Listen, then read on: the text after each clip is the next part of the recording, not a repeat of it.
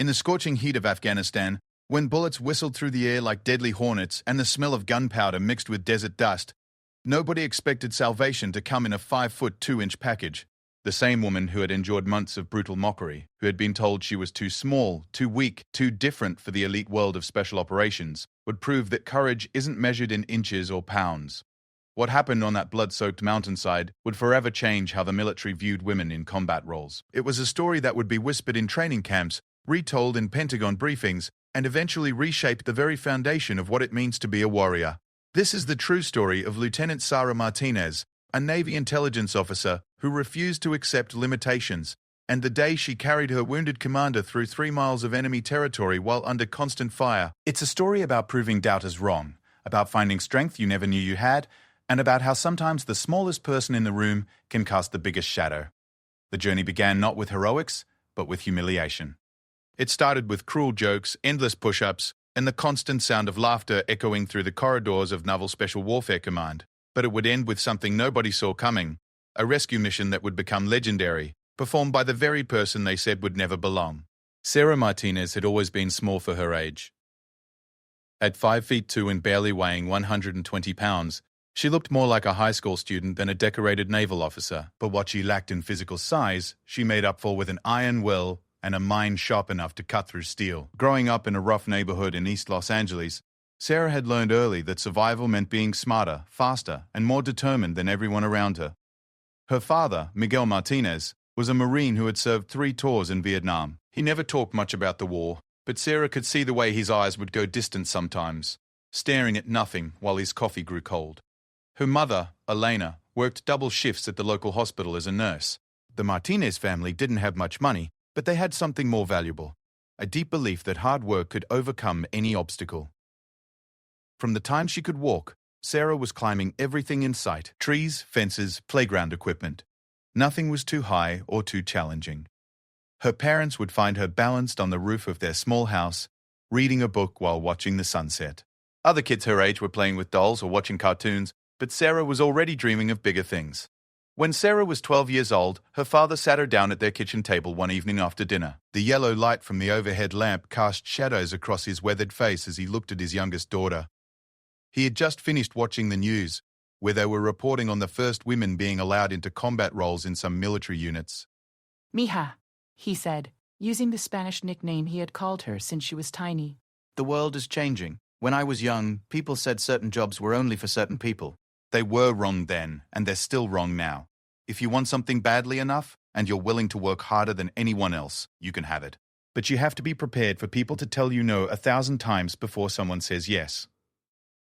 Sarah nodded seriously, not fully understanding what her father meant, but sensing the importance of his words. Years later, she would remember this conversation when she was doing her 200th push-up of the day while her male classmates at the Naval Academy struggled to keep up. High school was where Sarah first discovered her love for mathematics and computer science. While other students complained about calculus and physics, Sarah found beauty in the way numbers worked together to solve complex problems. Her teachers noticed her exceptional analytical mind and encouraged her to consider engineering or computer programming as career paths. But Sarah had different plans. During her senior year, a Navy recruiter came to speak at her school's career day. Lieutenant Commander James Harrison was everything Sarah imagined a naval officer should be: tall, confident, and carrying himself with the kind of quiet authority that made people listen when he spoke. He talked about serving something bigger than yourself, about protecting freedom, and about the opportunities the Navy offered for education and advancement. After his presentation, Sarah approached Lieutenant Commander Harrison with a dozen questions. She wanted to know about ship operations, navigation systems, intelligence gathering, and combat roles. The older officer was impressed by her knowledge and her obvious passion for military service. "Have you considered the Naval Academy?" he asked her. "With grades like yours and this level of interest, you'd be a strong candidate." Sarah's heart jumped. She had heard of the Naval Academy, of course, but it had always seemed like something for other people who came from military families or had connections. The idea that she, Sarah Martinez from East LA, could actually attend seemed almost impossible. "I don't have the connections for something like that," she said quietly. Lieutenant Commander Harrison smiled. "Young lady, the Naval Academy doesn't care about your connections. They care about your character, your intelligence, and your commitment to serving your country. Based on this conversation, I think you have all three in abundance. He handed her a packet of information about the academy application process. Think about it, he said. And if you decide to apply, I'll write you a letter of recommendation. That night, Sarah spread the academy brochures across her bed and read every word. The more she learned, the more excited she became. This was exactly what she wanted, the chance to serve her country, to push herself to her absolute limits, and to prove that she belonged in a world that had traditionally excluded people like her. The application process was grueling. Sarah spent months preparing for the entrance exams, writing essays, and gathering letters of recommendation. She ran every morning before school and every evening after homework, building up her endurance for the physical fitness requirements. Her parents watched with a mixture of pride and worry as their daughter threw herself into this goal with single-minded determination.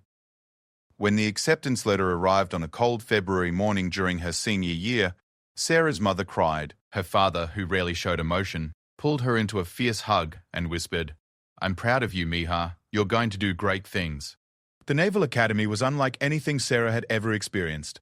The campus was beautiful but intimidating, with its brick buildings and perfectly manicured grounds. During her first week, she felt completely out of place among her classmates, many of whom came from families with long traditions of military service. Her roommate, Jessica Thompson, was from a Navy family that went back 4 generations. Jessica's father was an admiral, her brother was a Marine, and her grandfather had served in World War II. Everything about academy life seemed natural and easy for Jessica, while Sarah struggled to learn traditions and customs that others had grown up with. The physical training was intense. Every morning began with a 5-mile run, followed by calisthenics, weight training, and combat drills. Sarah's small stature became apparent immediately. While she could keep up with the running and had excellent endurance, she struggled with some of the strength-based exercises. Pull-ups were particularly challenging, and she often found herself doing extra sets late into the evening to meet the minimum requirements. Some of her male classmates began making comments about her size. Nothing overtly cruel at first, just jokes about whether she could handle real military work. Sarah ignored most of it, focusing on her studies and continuing to push herself physically. She excelled in her academic courses, particularly mathematics, navigation, and strategic planning. Her professors noted her exceptional analytical skills and her ability to think several steps ahead in complex scenarios.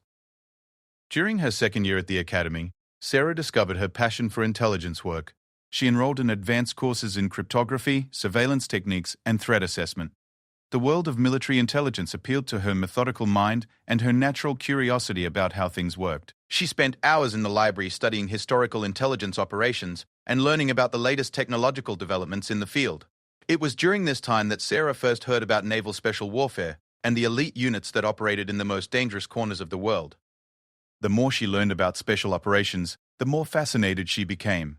These were the missions that required not just physical courage, but also mental toughness, adaptability, and the kind of analytical thinking that was her greatest strength. Her academic advisor, Commander Patricia Wells, noticed Sarah's interest and arranged for her to attend a guest lecture by a retired SEAL officer.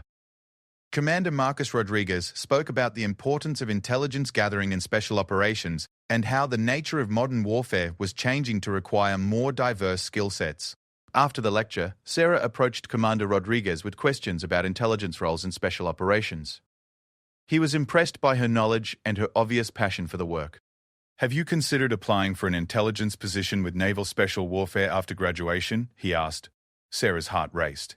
The idea of working with the most elite units in the military was incredibly appealing, but she was realistic about the challenges she would face. "Do you think someone like me would be accepted in that world?" she asked, gesturing to her small frame. Commander Rodriguez studied her for a moment. "Young lady, I've served with some of the toughest people on the planet. Physical strength is important, but it's not everything. Intelligence, adaptability, and mental toughness often matter more than being able to bench press twice your body weight. If you have the passion for this work and you're willing to put in the effort, you should absolutely pursue it." Sarah's remaining years at the academy were focused on preparing for a career in naval intelligence. She graduated with honors, ranking in the top 10% of her class. Her professors recommended her for advanced intelligence training, and she was accepted into the Competitive Intelligence Specialist program. The intelligence school was located at Dam Neck in Virginia Beach, where Sarah spent 6 months learning advanced techniques in analysis, surveillance, and counterintelligence. She excelled in every course, particularly those involving pattern recognition and strategic planning. Her instructors noted that she had an exceptional ability to see connections that others missed and to think creatively about complex problems. During her final month of training, Sarah received her first assignment. She would be attached to Naval Special Warfare Command as an intelligence liaison. The assignment would involve working directly with SEAL teams to provide intelligence support for their operations. It was exactly what she had hoped for, but she knew it would also be her biggest challenge yet. Commander Wells pulled her aside the day before she reported to her new assignment. "Sarah," she said, "you're about to enter a world that hasn't always been welcoming to people like us. These are good men doing important work, but they've been operating in a very traditional environment for a very long time. Some of them are going to test you, and some are going to doubt whether you belong there. Don't let them get in your head. You've earned your place through hard work and excellence. Remember that." Sarah nodded, feeling a mixture of excitement and nervousness about what lay ahead. She had spent years preparing for this moment, but she knew that all her training and education would be put to the test in ways she couldn't yet imagine. The night before reporting to Naval Special Warfare Command, Sarah sat in her small apartment looking through photos from her time at the academy. She thought about her father's words from years ago about being prepared for people to tell her no. She had faced doubts and challenges before, but nothing like what she was about to encounter. As she packed her few belongings, Sarah made a promise to herself. No matter what happened, no matter how difficult things became, she would prove that she belonged. She would show everyone, including herself, that courage and capability came in all sizes, and that sometimes the most unlikely heroes were the ones who changed everything. The Naval Special Warfare Command compound in Coronado, California, looked like something from a movie. Palm trees swayed in the ocean breeze while the sound of gunfire echoed from nearby training ranges. Sarah Martinez arrived on a Monday morning in March, carrying a single duffel bag and a leather briefcase containing her orders and security clearances. The guard at the main gate looked at her identification twice, his eyes moving from her small frame to her paperwork and back again. "Intelligence liaison?" he asked, as if he couldn't quite believe it. "That's correct," Sarah replied, keeping her voice steady and professional. He handed her a visitor's badge and pointed toward a cluster of low buildings near the water, Building 6. "Commander Blake is expecting you." As Sarah walked across the compound, she noticed groups of men in training gear running past. These were SEALs in various stages of training and preparation. They were all tall, muscular, and moved with the kind of confidence that came from knowing they were among the best of the best. More than one of them glanced at her with obvious curiosity as she made her way to the administration building. Commander Richard Blake was waiting in his office when Sarah knocked on the open door. He was a compact man in his 40s with graying hair and the kind of weathered face that spoke of years spent in harsh environments. His desk was covered with maps, intelligence reports, and photos that Sarah couldn't quite see from where she stood. "Lieutenant Martinez, I presume?" he said, standing to shake her hand. His grip was firm, and his eyes were evaluating her in the way that experienced military officers size up new personnel. "Yes, sir, reporting for duty." Commander Blake gestured for her to sit in one of the chairs facing his desk. "I've read your file. Impressive academic record, excellent performance in intelligence school, strong recommendations from your instructors. What I want to know is why you requested assignment to Naval Special Warfare." Sarah had prepared for this question, but sitting in front of Commander Blake, she decided to give him the honest answer rather than the diplomatic one she had rehearsed. "Sir, I believe that intelligence work is most effective when the analyst understands the operational environment where that intelligence will be used. I want to work with the people who will be acting on the information I provide. I want to understand their needs, their challenges, and their mission requirements so I can do my job better." Commander Blake nodded slowly. "That's a good answer, Lieutenant.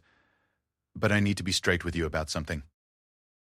You're going to be working with men who have been operating in a very specific culture for a very long time.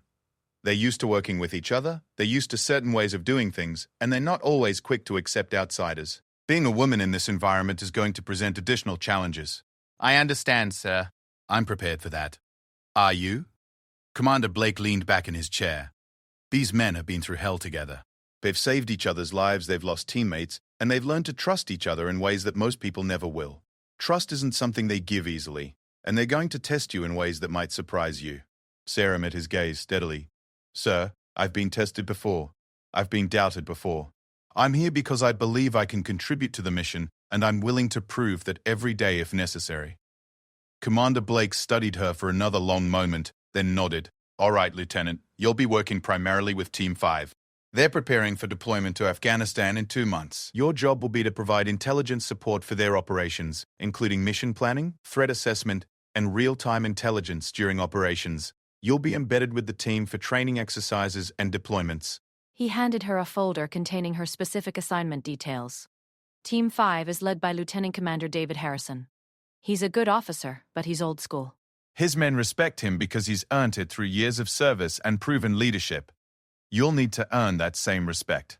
Sarah opened the folder and began reviewing the team roster and recent mission summaries. When do I meet the team, sir? This afternoon. They're finishing up a training exercise at 1400 hours. I'll introduce you then. Commander Blake's expression became more serious. Lieutenant, I'm going to give you some advice that's not in any manual. These men are going to test you, probably starting today. They're going to want to see how you handle pressure, how you respond to criticism, and whether you can keep up with their pace. Some of it will be professional testing, and some of it might feel personal. Don't take the bait. Focus on your work, prove your value through your performance, and don't try to be something you're not. At 1400 hours, Sarah found herself standing at the edge of a training area, where 12 men in combat gear were conducting an after-action review of their exercise. They were covered in dirt and sweat, their faces showing the intensity of whatever scenario they had just completed. Lieutenant Commander David Harrison was easy to identify. He stood at the center of the group, gesturing at a map spread across the hood of a vehicle while explaining lessons learned from the exercise. He was tall and broad-shouldered, with the kind of presence that commanded attention without effort. When the debrief concluded, Commander Blake approached the group with Sarah at his side. Gentlemen, I'd like you to meet Lieutenant Sarah Martinez. She's your new intelligence liaison. The reaction was immediate and obvious. 12 pairs of eyes turned to study Sarah, and she could see the surprise on every face. These men had been expecting someone very different. Lieutenant Commander Harrison stepped forward and extended his hand. Welcome to Team 5, Lieutenant. I'm Dave Harrison. Thank you, sir. I'm looking forward to working with you and your men. Harrison gestured to the rest of the team, who had gathered in a loose circle around them. Let me introduce you to the team. Senior Chief Mike Rodriguez, our senior enlisted man. Rodriguez was a stocky man with kind eyes and calloused hands. He shook Sarah's hand with a slight smile. Ma'am. Petty Officer First Class Jake Thompson, our communications specialist. Thompson was younger than the others, probably in his mid-20s, with an easy grin that suggested he was the team's joker. Chief Tom Anderson, our medic. Anderson was serious-faced and quietly watchful. Sarah got the impression he was the kind of person who noticed everything but said little.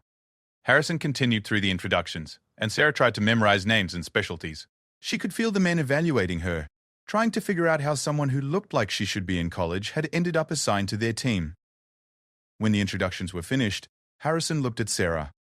Lieutenant, why don't you tell us a little about your background and what you hope to contribute to the team? Sarah had prepared for this moment, but standing in front of these battle-hardened warriors, she felt the weight of their skepticism. She decided to stick with the facts. I'm a Naval Academy graduate with specialized training in intelligence analysis and threat assessment. I've studied your recent operations and current mission parameters. My job is to provide you with the best possible intelligence support to help you accomplish your missions safely and effectively.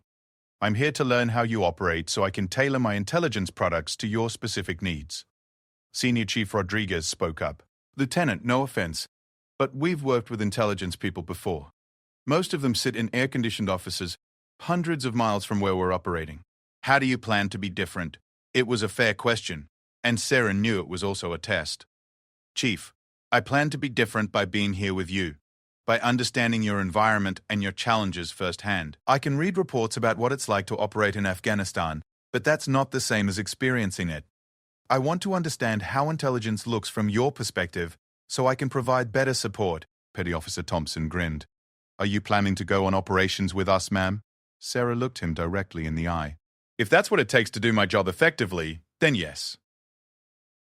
This caused a stir among the men. They exchanged glances that Sarah couldn't quite interpret. Harrison held up a hand for quiet. Lieutenant, we appreciate your enthusiasm, but you need to understand that what we do is extremely dangerous. We operate in environments where people are actively trying to kill us. This isn't a classroom exercise or a training simulation. I understand that, sir. I also understand that the intelligence I provide could mean the difference between mission success and failure, between everyone coming home safely and someone not coming home at all. I take that responsibility very seriously. Chief Anderson, the medic, had been quiet during most of the conversation. Now he spoke up. Ma'am, with respect, you weigh about 120 pounds soaking wet. If things go sideways on an operation, we need to know that everyone on the team can carry their weight, literally and figuratively. Can you carry a wounded man to safety? Can you keep up during a 20-mile hump across mountainous terrain while carrying a full pack? Can you return fire effectively while under enemy contact? The questions hit Sarah like physical blows. She had known this moment would come, but hearing the doubts spoken so directly still stung. She could see the other men nodding in agreement with Anderson's concerns. Sarah took a deep breath before responding. Chief, you're right to ask those questions. The honest answer is that I don't know yet. I've never been tested in those specific situations. What I can tell you is that I've never failed to meet a physical or mental challenge when it really mattered. I may not be the biggest or the strongest person on this team, but I'm willing to do whatever training is necessary to ensure I can contribute rather than be a liability. Harrison looked at his men, then back at Sarah. All right, Lieutenant. And I do dig realizing how I did beginning to toil. We've got 2 months before deployment. We'll see what you're made of during that time. You'll train with us, you'll participate in all of our exercises, and you'll prove whether you can handle the physical and mental demands of this job. Fair enough. More than fair, sir. Good.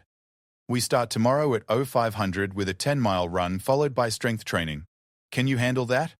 Sarah smiled for the first time since arriving. I'll be there, sir. As the men began to disperse, Senior Chief Rodriguez approached Sarah. Ma'am, can I have a word?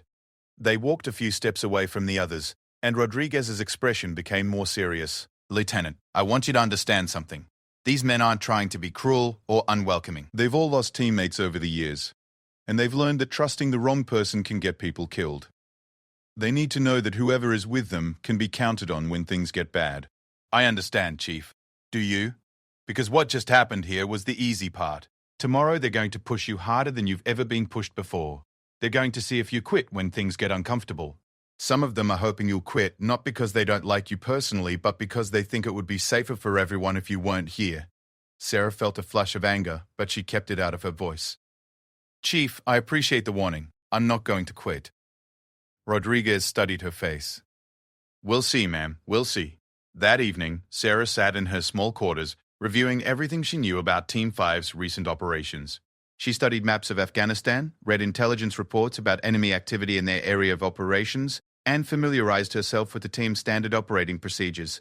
But she kept thinking about the conversation with Chief Anderson and his questions about whether she could carry a wounded man to safety. The honest answer was that she didn't know, and that uncertainty bothered her more than all the skeptical looks and challenging questions combined.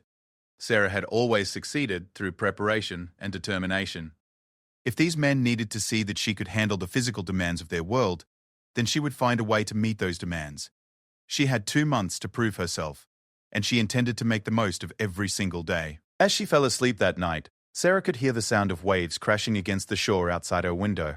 Somewhere in the darkness, she knew the men of Team 5 were probably having their own conversations about their new intelligence officer. Tomorrow would be the beginning of the most challenging test of her life, and she was determined to pass it. The alarm in Sarah's quarters went off at 0430, but she was already awake, had been for the past hour, staring at the ceiling and mentally preparing for what she knew would be one of the most important days of her career. She dressed quickly in her physical training gear, double-checked that her boots were properly laced, and made her way to the team's assembly area. To her surprise, she wasn't the first one there. Senior Chief Rodriguez was already stretching near a cluster of palm trees, his breath visible in the cool morning air. He nodded at her as she approached. Morning, Lieutenant. Ready for this? As ready as I can be, Chief. Rodriguez studied her for a moment. Ma'am, can I give you some advice? Sarah nodded. Don't try to prove you're as strong as the biggest guy on the team, because you're not. Don't try to prove you're as fast as the fastest runner, because you're probably not that either. What you need to prove is that you won't quit, no matter how hard they push. That's what they're really testing today. Before Sarah could respond, the rest of Team 5 began arriving. They gathered around Harrison, who was checking his watch and looking at a route map. Gentlemen and lady, Harrison began, nodding at Sarah. Today we're doing a 10-mile run through the hills behind the compound. The pace will be 7-minute miles, and we'll be carrying light packs. After the run, we'll do strength training and then weapons familiarization. Any questions, 7-minute miles for 10 miles while carrying the pack was a challenging pace even for well-trained athletes. Sarah had run similar distances during her academy training, but never at this pace and never with the added pressure of having to prove herself to a group of elite warriors. The team set off at what felt like a comfortable pace for the first mile, but Sarah could tell that Harrison was gradually increasing the speed. By the third mile, she could feel the strain in her legs and the burn in her lungs. Several of the larger men were beginning to breathe heavily, but they all maintained the pace without complaint. Mile 4 was where Sarah began to understand what Rodriguez had meant about not quitting. Her body was screaming at her to slow down, to take a break, to stop this madness before she collapsed.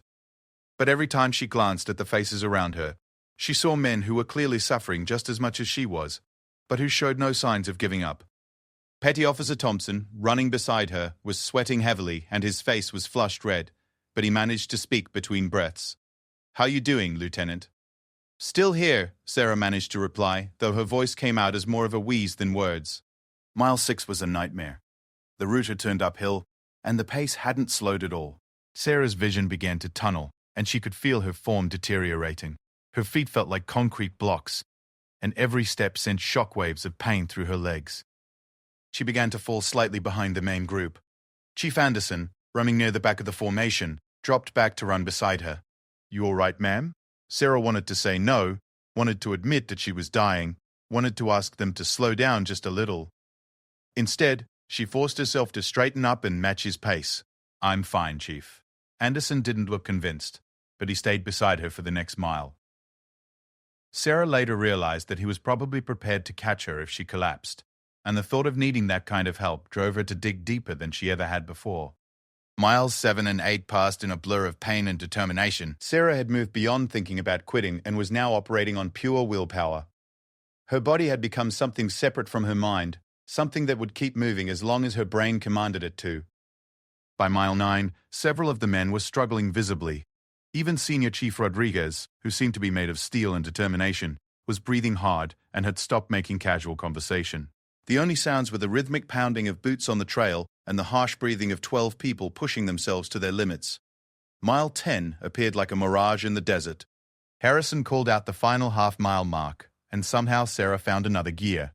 She didn't know where the energy came from, but she managed to pick up her pace for the final stretch.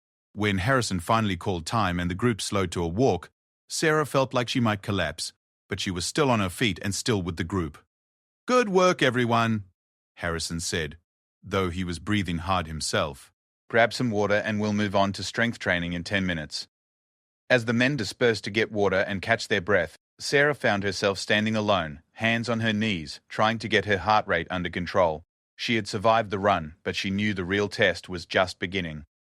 The strength training was conducted in a sandpit behind the main buildings. Harrison had set up a circuit of exercises designed to test every muscle group in every aspect of physical fitness. Pull-ups, push-ups, bear crawls, rope climbing, and various other exercises that would have been challenging for a fresh person, let alone someone who had just run 10 miles. "All right, people," Harrison announced. "We're going to do 3 rounds of this circuit. Everyone does every exercise to failure. If you can't complete an exercise, you'll do burpees until the rest of the group is finished." Sarah looked at the pull-up bar with dread. Pull-ups had always been her weakness, and she knew that after the run, her arms would have very little strength left. But she also knew that everyone was watching to see how she would handle this challenge. The first exercise was push-ups. Sarah dropped into position and began cranking them out. Her form was good, and she managed to keep pace with most of the team for the first 20. By 30, her arms were shaking, but she continued. When she finally collapsed at 38 push-ups, she was pleased to see that several of the men had dropped out before her. The rope climb was next, and this was where Sarah's light weight became an advantage. While the bigger men struggled to pull their bulk up the 15-foot rope, Sarah's climbing experience from childhood served her well. She reached the top before anyone except Rodriguez and Anderson. But then came the pull-ups, and Sarah's heart sank. She managed 3 on her first round, 2 on her second, and only 1 on her third. Each time she failed to complete the set, she dropped down and began doing burpees while the rest of the team finished their pull-ups. By the time the strength training was over, Sarah was covered in sand and sweat. Her hands were bloody from the rope climb, and her entire body felt like it had been hit by a truck. But she was still standing, still conscious, and still determined to continue. Petty Officer Thompson approached her as they were collecting their gear. "Lieutenant, that was pretty impressive for someone your size." Sarah wiped sweat from her eyes and tried to smile. "Thanks, I think." No, I'm serious. Most of us have been doing this for years. You held your own out there. The weapons familiarization portion of the training took place at the firing range, and this was where Sarah began to redeem herself. Her marksmanship scores from the academy had been excellent, and the months of additional training had only improved her skills. Harrison handed her an M4 rifle and pointed to a series of targets at various distances. Let's see what you can do with this, Lieutenant. Sarah checked the weapon, loaded a magazine, and took her position. The first target was a standard silhouette at 100 yards. She settled into her shooting stance, controlled her breathing, and squeezed the trigger. The target showed a hit in the center ring. Not bad, Harrison said. Let's try something more challenging. For the next hour, Sarah engaged targets at distances ranging from 50 to 300 yards, in various positions and under different time constraints. Her performance was consistently excellent, better than several of the men and competitive with even the best shooters on the team. Chief Anderson, who had been observing quietly, finally spoke up. Ma'am, where did you learn to shoot like that? My father taught me when I was young, Chief. We used to go to the range every weekend. Then I had additional training at the academy and intelligence school. Well, you can shoot, Anderson said. I'll give you that. As the day progressed, Sarah participated in hand-to-hand combat drills, medical training, and tactical movement exercises. She was clearly the smallest and physically weakest member of the team, but her intelligence, adaptability, and refusal to quit were beginning to earn grudging respect from some of the men. During the medical training, Anderson was teaching the team how to treat various types of combat wounds. When he got to the section on evacuating wounded teammates, he looked directly at Sarah. Lieutenant, medical evacuation often requires carrying or dragging a wounded person to safety. The average weight of a fully equipped SEAL is about 220 pounds. Can you move that much weight? It was the question Sarah had been dreading, the same one Anderson had asked the day before. She knew that her honest answer would not be encouraging. Chief, I've never tried to move that much weight under combat conditions. I don't know if I can or not. Anderson nodded grimly. Well, let's find out. Thompson, you're about average size for the team. Lie down and play unconscious. Lieutenant, show me how you would evacuate him to safety. Thompson lay down in the sand and went limp. Sarah knelt beside him and tried to remember her training on casualty evacuation. She could lift him partially, but there was no way she could carry him in the traditional manner. After several failed attempts, she finally managed to get Thompson into a position where she could drag him by his equipment harness. It was incredibly difficult, and she could only move him a few feet before having to rest. That's not going to work in a real situation, Anderson said bluntly. If Thompson is wounded and we're taking fire, you need to be able to move him quickly to cover. What you just demonstrated wouldn't save his life. Sarah felt a wave of frustration and disappointment wash over her. This was the one area where her size was an insurmountable disadvantage, and everyone knew it. Harrison, who had been watching the exercise, stepped forward. All right, everyone gather around. I want to talk about what we've seen today. The 12 men of Team 5 formed a circle around Harrison and Sarah, their faces showing various degrees of fatigue from the day's training. Lieutenant Martinez has been with us for exactly 1 day, Harrison began, and in that time, she's shown us several things. She can keep up on a run that pushed all of us to our limits. She's an excellent shot, better than some people who have been doing this for years. She's smart, she learns quickly, and she doesn't quit when things get difficult.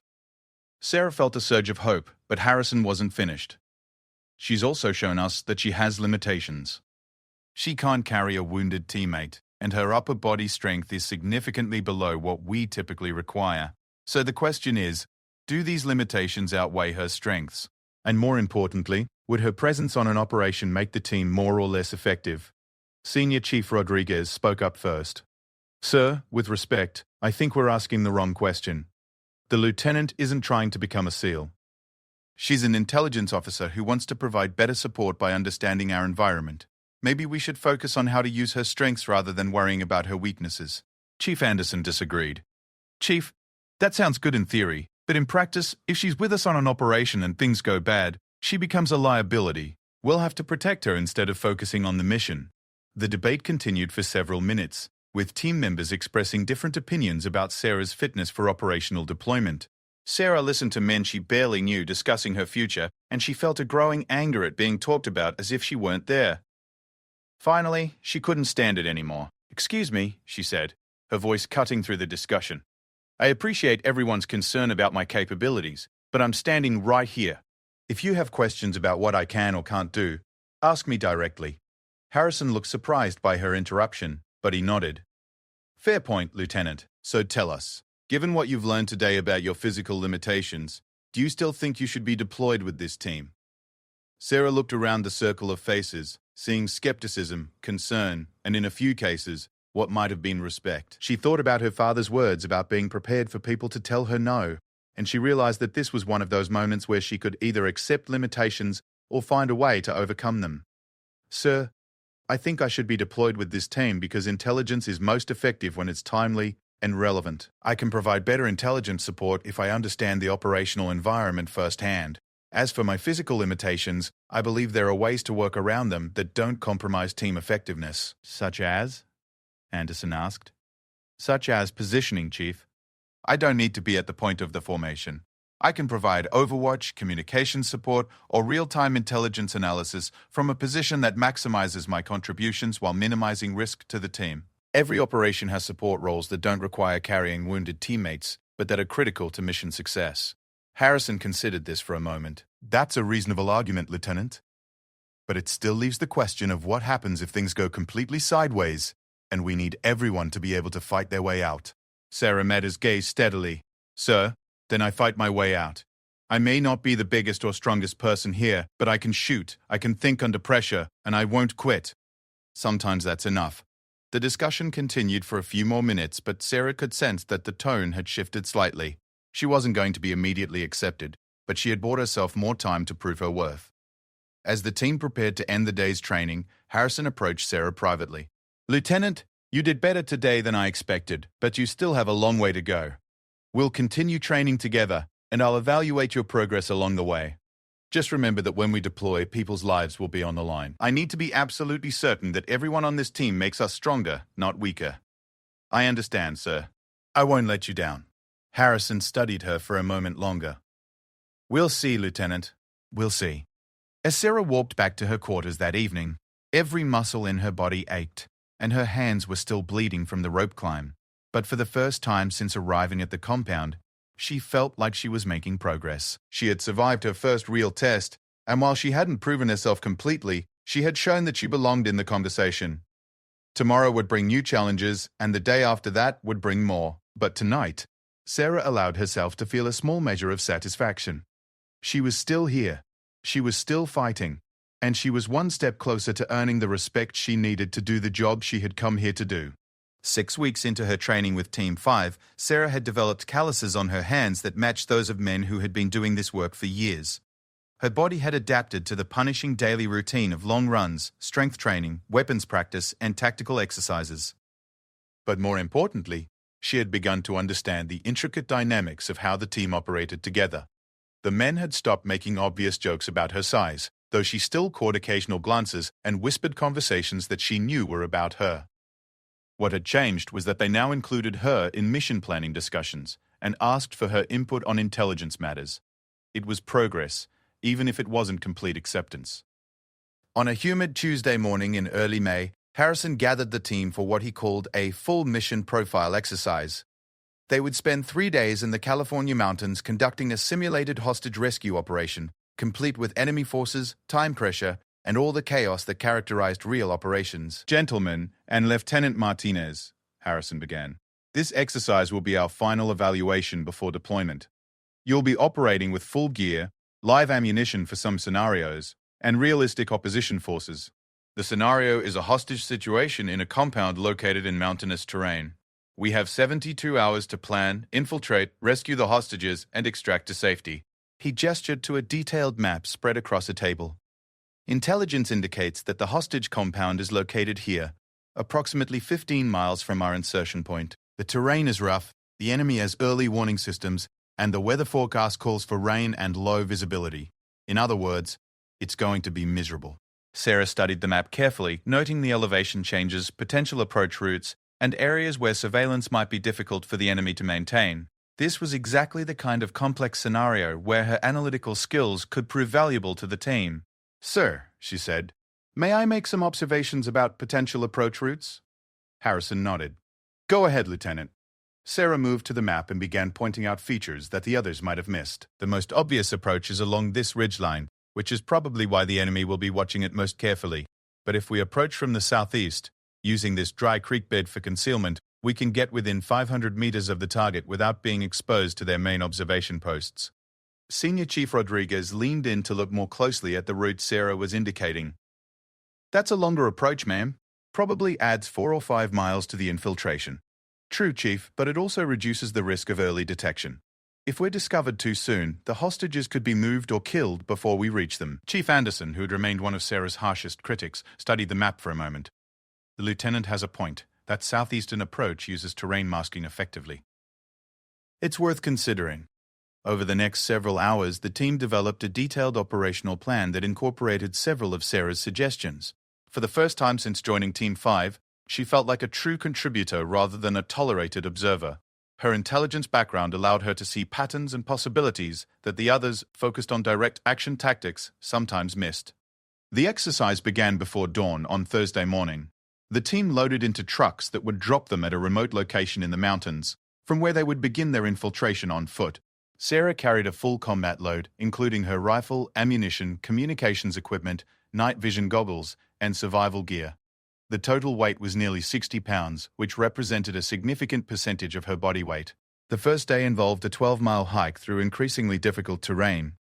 Sarah had worried about keeping up with the team while carrying such a heavy load, but weeks of training had improved her endurance dramatically. She maintained position in the middle of the formation and concentrated on moving quietly through the forest. By late afternoon, they had reached their first planned rest area. Harrison called a halt and gathered the team for an intelligence briefing. Sarah had been monitoring radio communications and analyzing reconnaissance reports throughout the day. "What do we know about enemy activity, Lieutenant?" Harrison asked. Sarah consulted her notes and the intelligence summaries she had compiled. "Sir, based on radio intercepts and surveillance reports, the enemy has increased security around the target compound. They've added 2 additional guard posts and extended their patrol schedule. However, they don't appear to have discovered our infiltration yet. Any changes to our approach route? I recommend we alter our final approach slightly to avoid this area here," Sarah said, pointing to the map. "There's been increased foot patrol activity in that sector since we finalized our plan." Harrison nodded approvingly. "Good work. Make sure everyone understands the route change." As night fell, the team continued their approach toward the target. Moving in the darkness while maintaining noise discipline and staying in formation was incredibly challenging.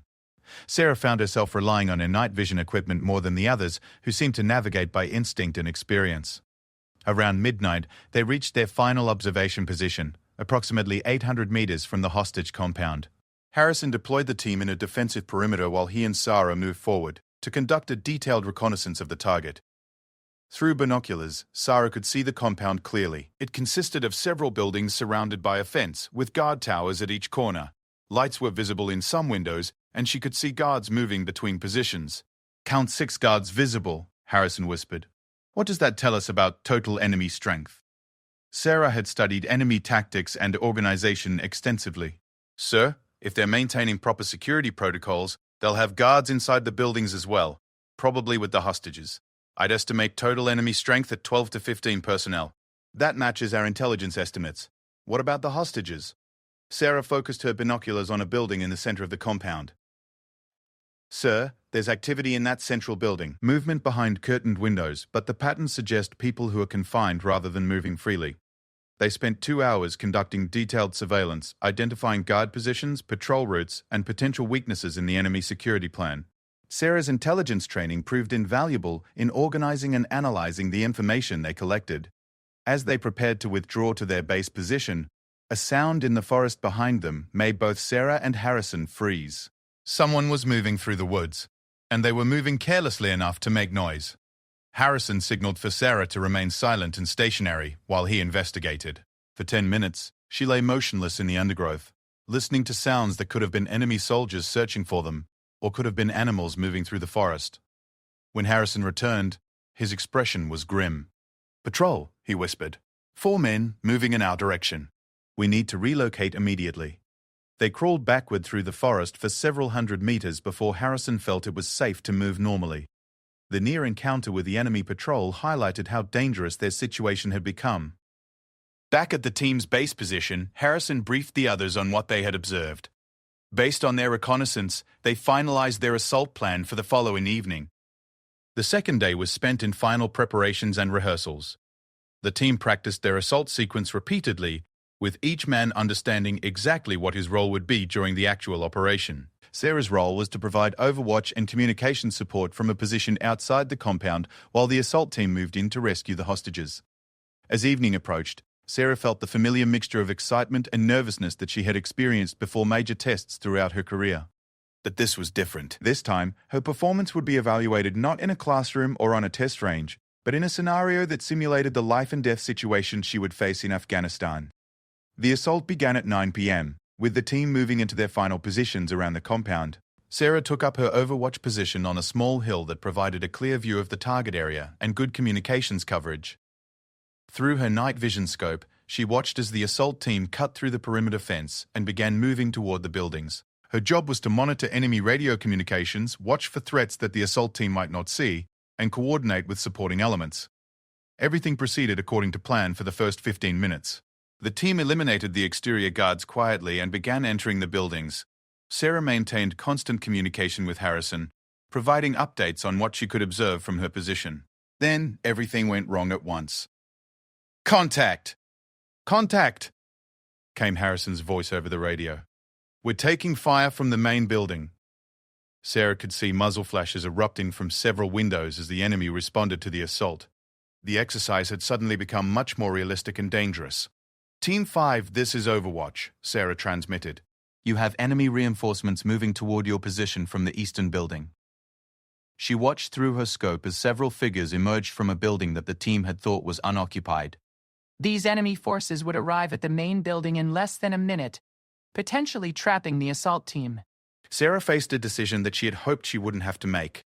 Her assigned position provided excellent observation and communications, but it was too far away to engage the enemy reinforcements effectively. To stop them from interfering with the rescue, she would have to leave her position and move closer to the target. "Harrison, Overwatch is moving to engage eastern reinforcements," she transmitted.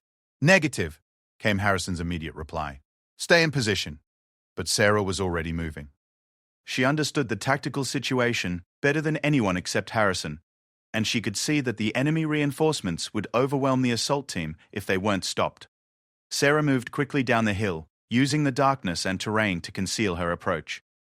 The enemy soldiers were focused on reaching the main building and didn't notice her movement until she was within effective range. She settled into a firing position behind a fallen tree and began engaging the enemy force. Her first shots dropped 2 of the soldiers, and the others took cover, confused about where the fire was coming from. For the next several minutes, Sarah found herself in a running firefight with 4 enemy soldiers. She used her superior marksmanship and knowledge of the terrain to keep them pinned down while the assault team completed their rescue mission. When the shooting finally stopped, Sarah realized that she had single-handedly prevented the enemy reinforcements from interfering with the hostage rescue. The exercise controllers confirmed that her intervention had been decisive in the mission's success. But when Harrison reached her position after the exercise ended, his expression was not pleased. "Lieutenant, what the hell do you think you were doing?" he demanded. "I specifically ordered you to remain in your Overwatch position." Sarah felt a flash of anger. She had just proven that she could make critical decisions under pressure and engage the enemy effectively, and Harrison was criticizing her for it. "Sir, I made a tactical decision based on the developing situation. The enemy reinforcements would have compromised the mission if they hadn't been stopped. That wasn't your decision to make. You abandoned your assigned position without authorization. In a real operation, that kind of freelancing can get people killed." Senior Chief Rodriguez and Chief Anderson had joined them, along with the rest of the team. Sarah could see that the men were listening carefully to this conversation, and she knew that Harrison's criticism would carry significant weight with them. "Sir," she said, trying to keep her voice steady, "I understand your concern about following orders. But sometimes the situation on the ground requires adaptation. I made a judgment call based on what I observed, and it worked." Harrison's expression softened slightly, but he wasn't finished. "Lieutenant, you're not wrong about the tactical situation. Your intervention probably did save the mission. But you're missing a bigger point about how teams operate. Robin, we succeed because everyone trusts that everyone else will do their assigned job. When you change the plan without coordination, you create uncertainty and potential confusion." Chief Anderson stepped forward. "Ma'am, the Lieutenant Commander is right about team dynamics, but I have to say that what you did took guts. You saw a problem developing and you acted to fix it. That's not a bad quality in a teammate. Sarah looked around at the faces of the men she had been training with for 6 weeks. She could see different reactions, some agreement with Harrison's criticism, some approval of her initiative, and some uncertainty about what to think. "Sir," she said finally, "I understand your point about team coordination. I should have communicated my intentions more clearly before moving. But I don't regret taking action to ensure mission success. If we had been in a real situation with real hostages, the same factors that applied to the exercise would have applied to the actual mission." Harrison studied her for a long moment. "All right, Lieutenant, point taken. Your tactical decision was sound, even if your communication could have been better. But understand that when we deploy, this kind of freelancing could have serious consequences."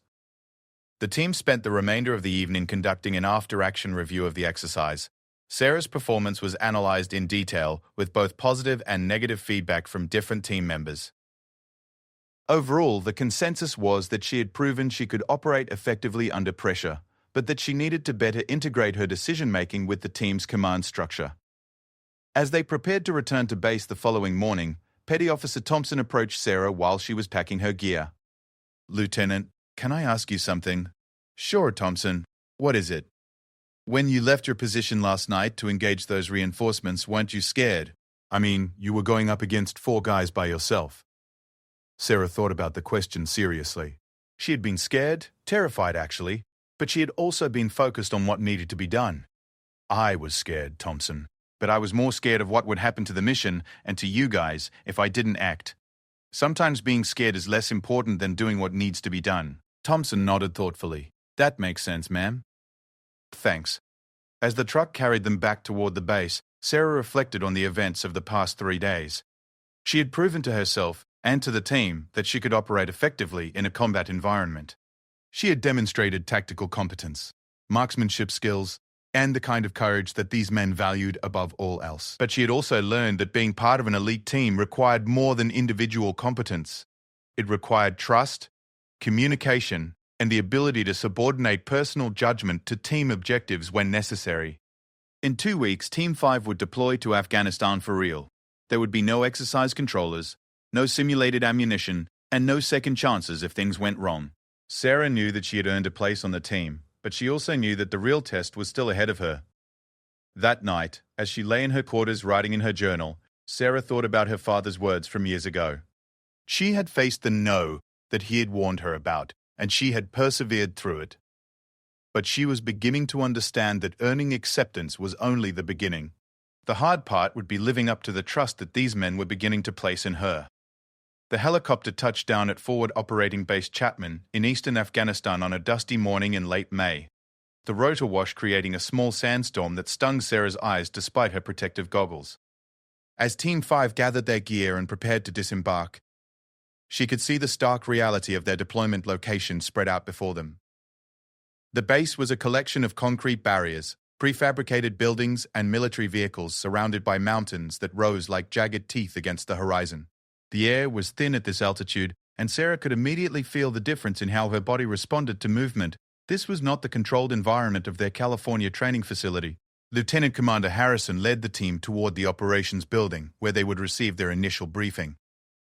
As they walked across the compound, Sarah noticed that she was drawing attention from other personnel on the base. A female officer attached to a SEAL team was still unusual enough to generate curiosity and comment. The briefing room was packed with maps, satellite photos, and intelligence reports covering every surface. Major Patricia Collins, the base intelligence officer, began their orientation with a sobering assessment of the tactical situation. "Team 5, welcome to Afghanistan," Major Collins began. "The area of operations you'll be working in has seen increased enemy activity over the past month. We're dealing with a combination of Taliban fighters, foreign insurgents, and local militia groups who know this terrain better than we do." She gestured to a large map showing the region around their base. "Your primary mission will be disrupting enemy supply lines and gathering intelligence on their leadership structure. The enemy has been moving supplies through these mountain passes under cover of darkness, and our conventional forces haven't been able to stop them effectively." Sarah studied the terrain features on the map, noting the elevation changes and the limited number of roads through the mountainous region. The enemy's advantage in local knowledge would make every operation challenging and dangerous. "Lieutenant Martinez," Major Collins continued, Your intelligence support will be critical to these operations. The enemy's movement patterns change frequently, and we need real-time analysis to predict where they'll be vulnerable. Yes, ma'am. I've studied the latest intelligence reports, and I have some initial assessments about enemy logistics patterns. Over the next hour, Major Collins briefed them on recent enemy activity, friendly force positions, and the specific intelligence requirements for their upcoming missions. Sarah took detailed notes, already beginning to formulate analytical frameworks that would help her provide the kind of tactical intelligence the team would need. Their first week at the base was spent in acclimatization and preparation. The altitude took several days to adjust to, and Sarah found that activities that had been routine during training now left her breathless and exhausted. The team conducted equipment checks, communications tests, and coordination meetings with other units on the base. During this time, Sarah established her intelligence workspace in a small room adjacent to Team 5's planning area. She set up computer systems for analyzing intercepted communications, processing surveillance imagery, and tracking enemy movement patterns. More importantly, she began developing relationships with other intelligence analysts on the base who could provide information and support for the team's operations. It was during their second week that Team 5 received their first operational mission. Harrison gathered the team in their briefing room and spread out a detailed map of the target area. "Gentlemen and Lieutenant Martinez," he began, "we have intelligence indicating that a high-value target will be moving through this valley tomorrow night. The target is believed to be a Taliban commander, responsible for coordinating attacks on coalition forces in this region." Sarah had been analyzing the intelligence reports about this target for the past 2 days. She had identified patterns in his movement and communications that suggested the intelligence was reliable.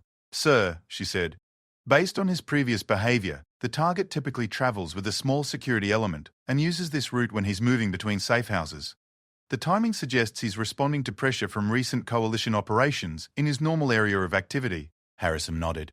"What do you recommend for our approach?"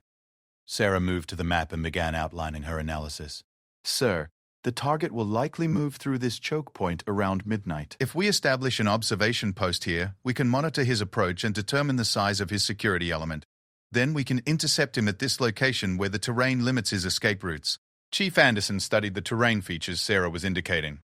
"Ma'am, that observation post would be pretty exposed. If the enemy has advanced scouts, they might detect us before the main element arrives." "You're right, Chief. That's a risk. But the alternative is trying to intercept him without advance warning of his security arrangements.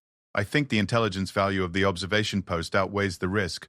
The team spent several more hours planning the operation in detail. Sarah's analysis provided the foundation for their tactical approach, and she could see that the men were beginning to rely on her assessments in ways they hadn't during training. The mission launched at sunset the following day. Team 5 moved out from the base in 2 vehicles that would take them to within 5 miles of their target area. From there, they would proceed on foot to establish the observation post and prepare for the interdiction. The drive through the Afghan countryside was Sarah's first real exposure to the environment where she would be operating. The landscape was harsh and beautiful, with steep valleys and rocky peaks that provided countless hiding places for enemy forces. Every curve in the road could conceal an improvised explosive device, and every ridgeline could hide enemy observers. When they reached their departure point, the team quickly unloaded their equipment and began the foot movement to their objective area. Sarah carried her full combat load plus additional communications and intelligence gathering equipment. The weight was significant, but weeks of training had prepared her for this kind of physical demand. The observation post was established on a rocky outcropping that provided excellent visibility of the valley where the target was expected to travel. Sarah set up her surveillance equipment and communications gear, while the rest of the team prepared positions for the actual interdiction. As midnight approached, Sarah monitored multiple intelligence sources for any indication of the target's movement. Radio intercepts suggested that something was happening in the target area, but the communications were coded and difficult to interpret definitively. At 11:45 p.m., Sarah detected movement in the valley below. Through her night vision scope, she could see a small convoy of vehicles moving slowly along the mountain road. "Harrison, this is Martinez," she whispered into her radio. "I have 3 vehicles moving north through the target area. Vehicle spacing and movement patterns are consistent with our target's profile." "Copy. Can you confirm passenger count and security arrangements?" Sarah adjusted her scope and studied the vehicles more carefully. "I count approximately 8 to 10 personnel total. 2 security vehicles with the principal's vehicle in the middle. Security element appears to be dismounting at regular intervals to check for threats." This was exactly the kind of real-time intelligence that could make the difference between mission success and failure. Sarah's analysis allowed Harrison to position his team optimally for the interdiction. The actual capture operation went exactly as planned. Team 5 intercepted the convoy at the predetermined location, and the Taliban commander was captured without casualties on either side. The intelligence materials recovered from the target provided valuable information about enemy operations throughout the region. But it was during the extraction phase that Sarah faced her most significant test yet. As Team 5 moved toward their pickup location with their prisoner, they were ambushed by enemy forces that had apparently been tracking their movement. The ambush occurred in a narrow valley where the team had limited options for maneuvering. "Contact front!" Harrison shouted over the radio as automatic weapons fire erupted from the ridgeline above them. Sarah found herself in the middle of her first real firefight, with bullets cracking over her head and ricocheting off the rocks around her. The sound was overwhelming, much louder and more chaotic than anything she had experienced during training exercises. The team took cover behind a cluster of boulders, while Harrison tried to assess the tactical situation. Sarah could see that they were pinned down by enemy fire from at least 3 different positions, and their route to the pickup location was completely blocked. "Martinez, can you get a message to base?" Harrison called out. "We need immediate support." Sarah was already working on her communications equipment, trying to establish contact with their base station, but the terrain was interfering with radio transmission, and she wasn't getting through clearly. "Sir, I'm having trouble with communications. The mountains are blocking our signal." "Keep trying. We need backup or extraction support." For the next 20 minutes, Team 5 exchanged fire with enemy forces, while Sarah worked desperately to establish communications with their base. The enemy was gradually moving to surround their position, and their ammunition was running low. It was then that Harrison was hit. A burst of automatic weapons fire caught him as he was moving between positions, and he collapsed behind a large rock with blood spreading across his left leg. "Harrison's down," Chief Anderson called out. "We need medical attention." Sarah could see that Harrison was conscious but in obvious pain. His leg was bleeding heavily, and he wasn't going to be able to walk without assistance. Chief Anderson moved to Harrison's position and began applying first aid, but it was clear that their commander needed immediate medical attention. More importantly, someone needed to take charge of the tactical situation. "Rodriguez, take command," Harrison managed to say. "Get everyone out of here." Senior Chief Rodriguez began organizing the team's withdrawal, but the enemy fire was too intense to move Harrison safely. They were trapped in their position with a wounded commander and no way to call for help. Sarah realized that someone needed to get to higher ground to establish communications with their base. The radio equipment worked fine. They just needed to get above the surrounding mountains to reach their base station. She looked at the terrain around their position and identified a rocky outcropping about 200 meters away that would provide the elevation and line of sight necessary for communications. Getting there would mean crossing open ground while under enemy fire, but it was the only option. "Rodriguez," she called out, "I need to get to that high ground to establish communications." Rodriguez looked at the position she was indicating, then at the enemy fire that was sweeping the area between their current location and the outcropping. Negative, Lieutenant. Too dangerous. But Sarah was already preparing to move. She secured her radio equipment and checked her weapon one more time. "Sir, we don't have a choice. Harrison needs medical evacuation, and we can't get help without communications." Before Rodriguez could stop her, Sarah sprinted from their cover toward the outcropping. Enemy fire immediately shifted toward her, and she could hear bullets snapping past her head as she ran across the rocky ground. She reached the outcropping and immediately began setting up her communications equipment while enemy fire impacted the rocks around her. Her hands were shaking from adrenaline, but she forced herself to methodically establish contact with their base station. "Base, this is Team 5, she transmitted. "We are in heavy contact and need immediate close air support and medical evacuation. Our position is grid square." The response came back immediately. "Team 5, this is base. We copy your request. Close air support is en route. ETA 15 minutes. Sarah maintained communications with their base while directing the incoming air support to the enemy positions. When the fighter jets arrived, her precise target identification allowed them to neutralize the enemy forces quickly and effectively. But the real test came when it was time to evacuate Harrison. The medical helicopter couldn't land in their current position due to the terrain and the remaining enemy threat. The team needed to move Harrison approximately half a mile to a suitable landing zone, and he was unable to walk due to his wound. Senior Chief Rodriguez looked at the team members available to carry Harrison. Most of them were large men who could have managed the task easily, but several had been wounded during the firefight and were not in condition to carry additional weight. Sarah realized that she might be Harrison's best hope for getting to the landing zone. She was uninjured, she knew the route to the pickup site, and while she couldn't carry him in the traditional manner, she might be able to move him using techniques she had learned during her medical training. "Chief, I can move the lieutenant commander," she said. Rodriguez looked at her skeptically. "Ma'am, with respect, he outweighs you by almost 100 pounds. "I know, Chief, but I can drag him using his equipment harness, and I can do it for a longer distance than someone who's wounded." Harrison, who had been conscious throughout the discussion, spoke up weakly. "Let her do it, Rodriguez. We don't have better options." What followed was the longest and most difficult physical challenge of Sarah's life. Using a combination of dragging, carrying, and supporting techniques, she began moving Harrison toward the landing zone. The distance was nearly 3 miles across difficult mountain terrain, and she was doing it while carrying her own equipment plus supporting a man who was significantly larger than herself. The first mile was manageable. Sarah paced herself carefully and took frequent breaks to rest and check on Harrison's condition. He remained conscious and even provided tactical advice about the route that they moved. The second mile was where Sarah began to understand the true meaning of physical and mental exhaustion. Every step was a struggle, and her legs felt like they were on fire. But every time she considered stopping for a longer rest, she thought about Harrison's wound and the need to get him to medical care as quickly as possible. The final mile was completed through pure willpower. Sarah's vision had begun to tunnel, and she was operating more on instinct than conscious thought. She could hear the helicopter approaching the landing zone ahead, and that sound drove her to continue moving when her body was screaming at her to stop. When they finally reached the landing zone, Sarah collapsed beside Harrison as the medical team from the helicopter took over his care. She had successfully moved him 3 miles through enemy territory while carrying full combat equipment, something that none of her critics had believed she was capable of doing. As Harrison was loaded onto the medical helicopter, he caught Sarah's eye and said something that she would remember for the rest of her career. "Outstanding work, Lieutenant. I'm proud to serve with you." The helicopter lifted off into the night sky, carrying Harrison to the medical facility where his wound would be treated successfully. Sarah sat on the rocky ground, exhausted but exhilarated, surrounded by the men of Team 5 who were looking at her with something she had never seen before: complete respect and acceptance. Senior Chief Rodriguez approached her as she was gathering her equipment. "Ma'am, what you did tonight, that was something special.